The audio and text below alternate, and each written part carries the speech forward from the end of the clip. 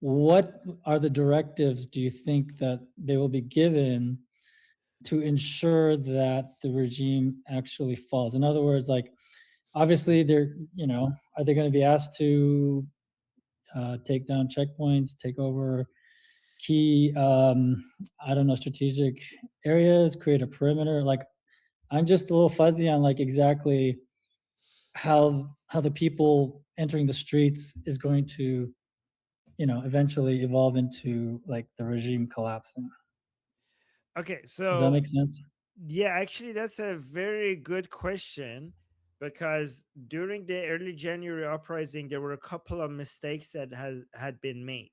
All right, and I'm gonna let Jeffrey talk about, because Jeffrey put a two in the chat. So I'm gonna let Jeffrey talk about what should be done, and also Sketch maybe. But I could tell you some of the mistakes that has been made, and we should find ways to avoid doing them again. Right. So apparently, in early January, the Islamic Republic was very successful at moving the protests into places that they wanted to be more effective at us doing mass slaughter, like shooting them down, right? And they had people within the crowds apparently that pretended to be leaders of the uprising, and they directed them exactly to places where they were the most vulnerable to be gunned down, right? So for example, one thing that unfortunately the Iranian people did, is they started marching towards the police station, right? So where they were, they had the upper hand where they were, because the police with their guns had to come to them, right? But somehow some people within the crowd convinced them to go attack a police station, and that was basically they went to an open area where the police had guns and they had barriers to protect themselves.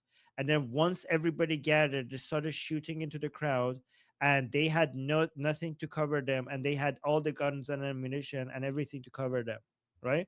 And not only they did that, right when they brought the Iranian crowds to the police station, they also had certain people from the crowd shooting at the police. So for the police to feel more, because here's another thing that we know that many of the armed forces of the regime didn't feel good shooting into civilians, right? So to motivate them, they had people from the crowd shooting at the police, for the police to be convinced that, oh, these are just a bunch of these are the Mossad terrorists that they told us they are, to motivate them that it's okay, shoot into the crowd, right? um so the strategy, for example, should have been to stay away from the police station, hold your ground, get them to keep coming to you, and once they and take them out where you are in the alleys or whatever. I don't know what the tactics are. And once you take them out one by one, and the police station is now, then you go take the police station when there's no one down, when there's no one there anymore, not when they're already there, not not that when they are, that's their fort and it's filled with people. But I'll let the more informed people about these types of operations speak, so I'll let Jeffrey and Sketch respond. So very good question and very good points. Sadato, very good question. And Armin made some very good points. Definitely, if the strikes carry off, the regime is going to die, right? That said, there's still, like, even though you kill the regime and the conventional military and the leadership, which all should go anyway, you still have 450, help me out, Arm, about 450 to about 2 million executionary element, depending on how it shakes out, right? Basically assholes with machine guns that are ready to do stupid shit. And so this is why His Highness Prince Reza Pahlavi very, very wisely keeps his cards to his chest with regards to the Artesh, the Immortal Guard, and other anti-mullah elements within Iran. as Ali very aptly stated, he framed it quite well. That kid's really sharp.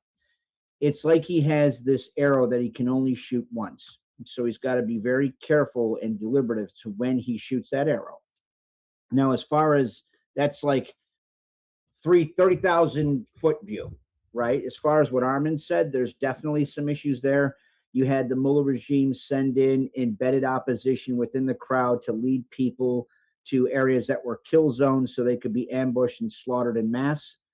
And some of them, the embedded opposition, took pot shots at the police to incentivize them to fire back upon the Iranian citizens under the,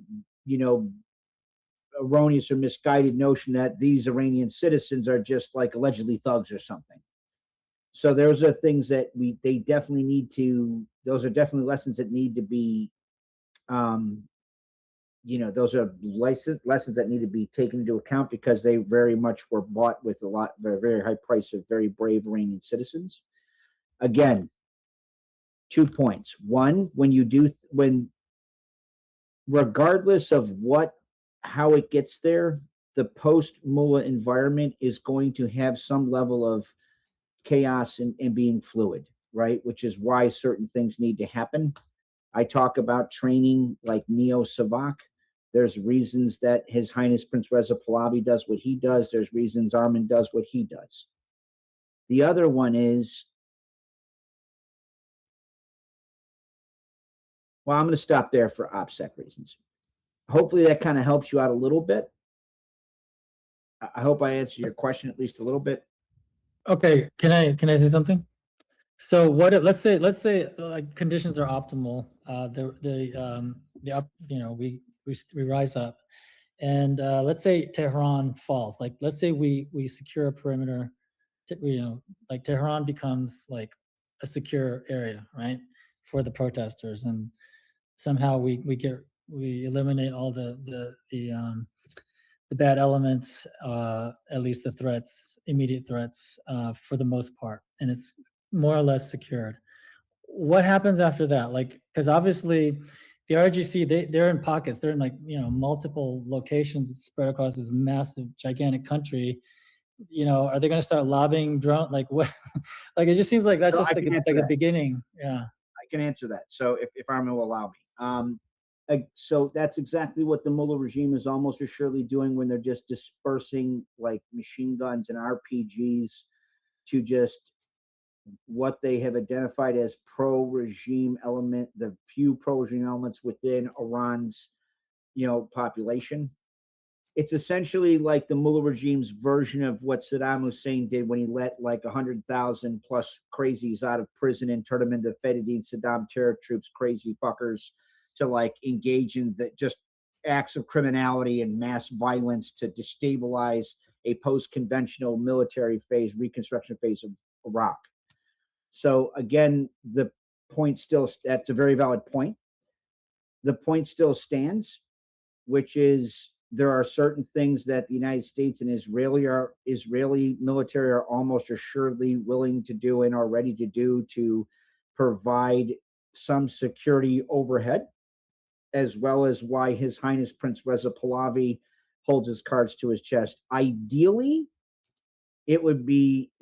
what ultimately needs to happen is you have to train a significant portion of the anti-mullah Persian diaspora, whether they're inside Iran, where like Armin's approach, the one he favors is one in southern Iran, or one that me and others push is outside of Iran. The goal is still the same, so that they can become essentially like counterinsurgency and or anti-death squad hunter killer teams. And then when they're done fleshing out the rest of these, the besieged and IRGC executioner element, then end up being the core cadre for Neo-SAVAK, so Iranians don't have to go through what Iraqis did, or Syrians for that matter. Does that help? Do you think that could drag out for months, even years? Is that a possibility? Not if they do the track 2 material support I outlined. Well, I can't say with 100% certainty. I can say if it's done the way I outlined, which is, they're trained for at least 8 months. There's a certain training schedule and regimen that I'm not going to go into. the probability is very low, because what you'll have is about 156 to 158 companies of highly trained counterinsurgent and or anti-death squad, broken down into 8-man hunter-killer teams, running through and seeking out the siege and IRGC remnants like shark among prey. Thank you. All right, so we have less than 15 minutes left. Sketch, you can respond, but quickly, please, so we can move on to other topics. Thank you. I want to touch on what Armin said. Armin said that they approached a police station and that was a mistake. It absolutely is a mistake. You want to stay away from police stations. You want to stay away from any military base. You want to block those roads so they have trouble coming up with those trucks with guns on them. That's a road you want to block, maybe with another car. You put a car in the way, throw a bunch of tires inside that car and burn them, so the smoke will give you cover, so you can hide behind the smoke, because it's very hard. I doubt that these guys have a bunch of thermal sights, so the more cover you have with smoke, the more roads you can block, the better. Like if I'm infantry, if I'm on the ground, that's what I want. I'd have caltrops all over the floor, so even if they do get, they jump on the side of the road and go around, you're going to blow their tires, and they're just going to wind up giving you the weapon by going out in that truck with that gun. So what you want to do is get them away from base as far as possible, and make it so that their vehicles are very, very inhibited. If we remember, and I think you remember this, Armin, they even had trucks with some chemical stuff on it. They had some gear on, that the gear they were wearing, it looked like gear for chemical weapons, for bioweapons. So you want to do everything you're possible, as fast as possible, to stop their vehicle mobility, right? Because they don't have a bunch of drones, they don't have a bunch of helicopters or planes to fly around. What they do have is maybe some tanks, mostly vehicles with tires. Anything that has tires is vulnerable. So anything you can do on the ground to make that mobility minimum. All the choke points, you can choke the choke points. You don't want them to have that mobility. And you want to have as much fire cover as possible. Go out at night, make sure there's fires burning, make sure there's stuff that hides your position. And like the pamphlets that you wrote, you remember you wrote some pamphlets that were very simple and had very basic ideas for protest.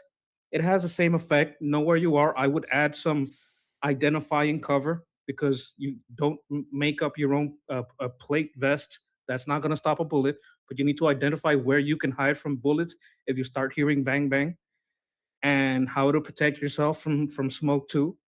But that would be my very basic, just touching on the mistakes that were made.